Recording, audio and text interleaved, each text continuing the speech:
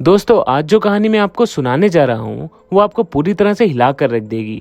कैसे एक बेटे ने अपनी माँ को मौत के हवाले कर दिया।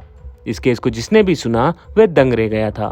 और जिस तरह इस केस का खुलासा हुआ वो भी काफी चौंकाने वाला था। कहानी शुरू करने से पहले अगर आप हमारे चैनल पर पहली बार आए हैं तो इसको जरूर सब्सक्राइब करें। ये कहानी है गुजरात के रहने वाले संदीप नाथवानी और उनके परिवार की। संदीप नाथवानी की उम्र 36 साल थी। वो राजकोट के एक कॉलेज में प्रोफेसर थे और राजकोट में ही अपनी बीवी और बेटी के साथ रहते थे।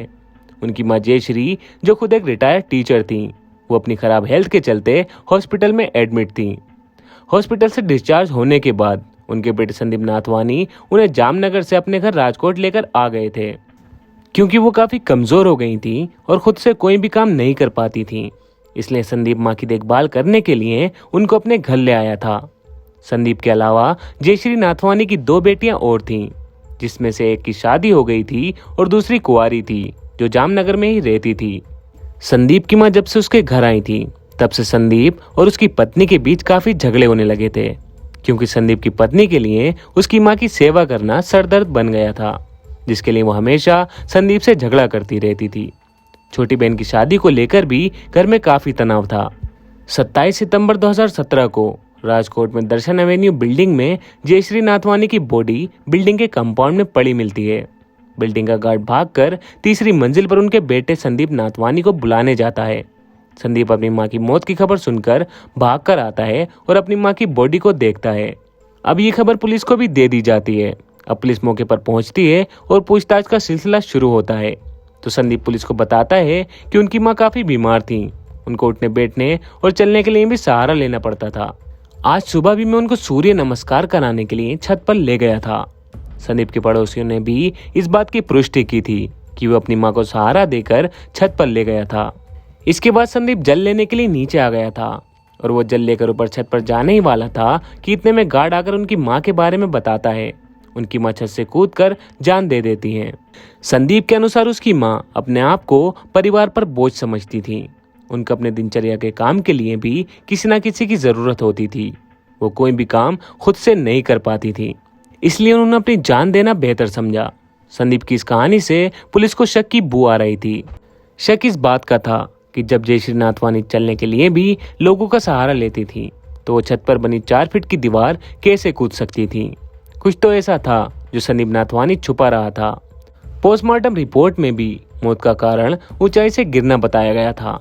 संदीप के पड़ोसी भी उसकी बताई कहानी की पुष्टि कर रहे थे।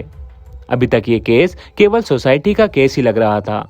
3 महीने तक पुलिस के हाथ कोई भी सबूत नहीं लग पाया, जिससे संदीप की कहानी सच लगने लगी थी। जयश्री नाथवानी एक रिटायर्ड टीचर थीं और उनके सभी बच्चे एजुकेटेड और अपनी लाइफ में सेटल थे। सभी तरह से परिवार खुश था। तो फिर ऐसा क्या हुआ कि जयश्री नाथवानी ने अपनी जान ही ले ली? क्या सच में वो अपने बेटे के ऊपर बोझ बन गई थी, या फिर वो अपनी लाचारी से तंग आ गई थी जिसकी वजह से उन्होंने अपनी जान दे दी? या फिर सच कुछ और था? जयश्री नाथवानी की मौत के 3 महीने बाद एक चौंकाने वाला खुलासा हुआ। पुलिस को एक खत मिला जो जयश्री नाथवानी की मौत की एक अलग कहानी बयान कर रहा था, क्योंकि इस खत में जो लिखा था वो संदीप की कहानी का बिल्कुल उल्टा था। उस खत के अनुसार जयश्री नाथवानी ने सुसाइड नहीं किया था, बल्कि उनका मर्डर हुआ था। अब खत मिलते ही पुलिस एक बार फिर से बिल्डिंग के सीसीटीवी की छानबीन शुरू करती है, जिससे ये बात तो सामने आई कि उस दिन संदीप अपनी मां को लेकर ऊपर तो गए थे, पर उनको ऊपर ले जाने में काफी दिक्कत आ रही थी। यहाँ तक कि जयश्री नाथवानी अपनी चप्पल भी नहीं पहन पा रही थी। उनको 4 से 5 सीढ़ियां चढ़ने में भी 15 मिनट का समय लगा था। ये सोचने वाली बात थी कि जयश्री नाथवानी भला कैसे 4 फीट की दीवार फांदकर छत से कूद सकती हैं, और वो भी तब जब दीवार उनसे 10 फीट की दूरी पर हो। तो वो उस दीवार के पास कैसे चली गई होंगी? पर अभी भी ये सबूत काफी नहीं थे, क्योंकि छत एक ऐसी जगह थी जहां कोई भी कैमरा नहीं लगा था। बाकी बिल्डिंग्स में हर जगह कैमरे लगे हुए थे, इसलिए उस वक्त वहां क्या हुआ किसी को भी कुछ नहीं पता। पर पुलिस को इतना यकीन जरूर हो गया था कि जयश्री नाथवानी की हत्या हुई है। बिल्डिंग के लोगों ने एक और चौंकाने वाली बात बताई। संदीप की पत्नी का जयश्री की मौत के बाद का रवैया काफी अजीब हो गया था।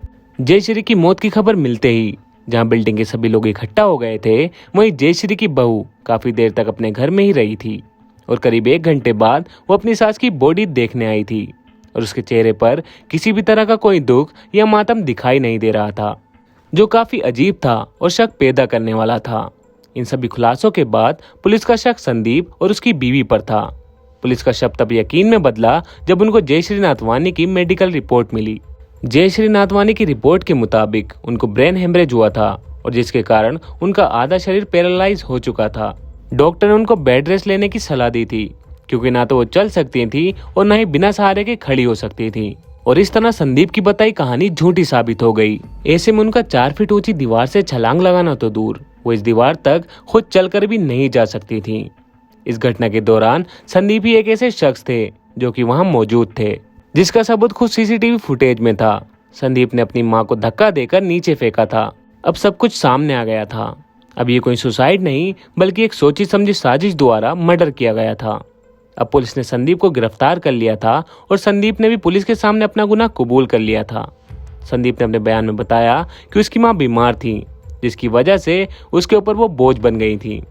संदीप जयश्री का इकलौता बेटा था, इसलिए उसकी मां की जिम्मेदारी उस पर आ गई थी। मां की देखभाल को लेकर संदीप और उसकी पत्नी के बीच काफी झगड़ा हुआ करता था।